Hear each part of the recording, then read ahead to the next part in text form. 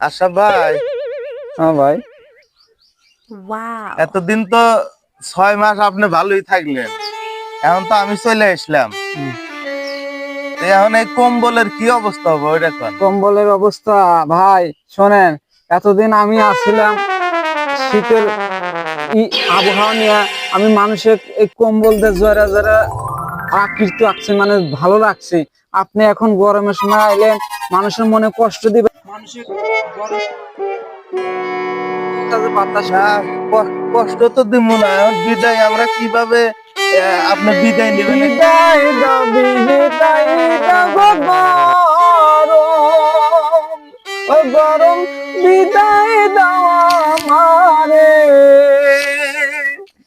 বাতাস করো আমারে বন্ধু, বাতাস করো আমার গো গরম, বাতাস করো আমার।